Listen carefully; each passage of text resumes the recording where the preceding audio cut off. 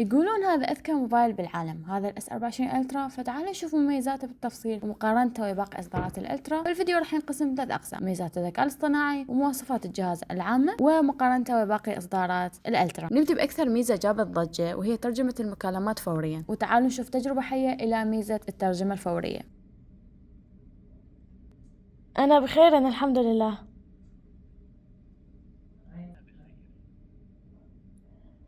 متى تأتي إلى المطعم؟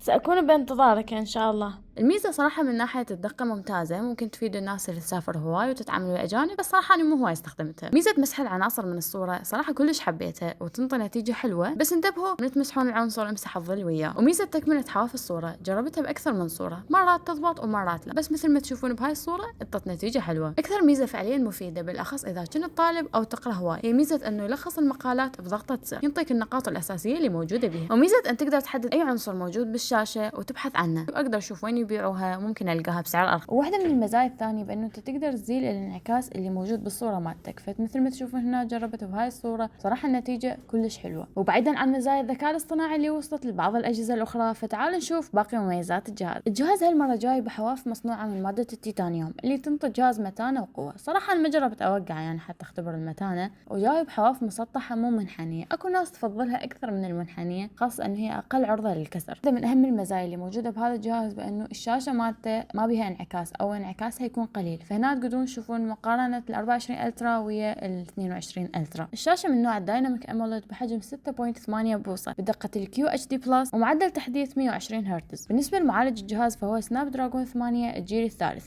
واحدة من أهم المميزات اللي موجودة بالاس 24 الترا بأنه التحديثات راح تدعم هذا التليفون إلى 7 سنوات، يعني هذا الموبايل راح يبقى وياك إن شاء الله إلى 7 سنوات. وهذا الجهاز يدعم شريحتين اتصال عادية وشريحتين اتصال اي سيم، وتقدر تشغلهم كلهم بنفس الوقت. والسماعات الخارجية أكيد تجي بصوت ستيريو حتى تحصل على تجربة صوتية مجسمة. بالنسبة للكاميرات اللي موجودة بالجهاز فالكاميرا الخلفية رباعية وتقدرون تشوفون التفاصيل مالتها هنا، وبالنسبة للكاميرا الأمامية كذلك. وهنا تقدرون تشوفون عدد من الصور اللي ملتقطتها بالكاميرا الخلفية وبالكاميرا الأمامية وتحكمون بنفسكم. بالنسبة للبطارية فهي 5000 ملي أمبير، تدعم الشحن السريع بقوة 45 واط والشحن اللاسلكي السريع بقوة 15 واط. بالنسبة للذاكرة فهي جاية برام 12 جيجا بايت، والذاكرة التخزين الداخلية اكو عدة اختيارات: 256 512 و1 تيرا. خلينا هسه نقارن الاس 24 الترا ويا ال 22 وال 23. بما انه ال 23 الترا وصلت مميزات الذكاء الاصطناعي وال 22 الترا راح توصل للمميزات، اكو بعض الاجهزه وصلت لها بس انا بالنسبه لي بعدني. فخلينا نشوف باقي المميزات. بالنسبه للشاشه فمثل ما تشوفون التفاصيل نفسها ما عدا الجوريلا جلاس صارت من نوع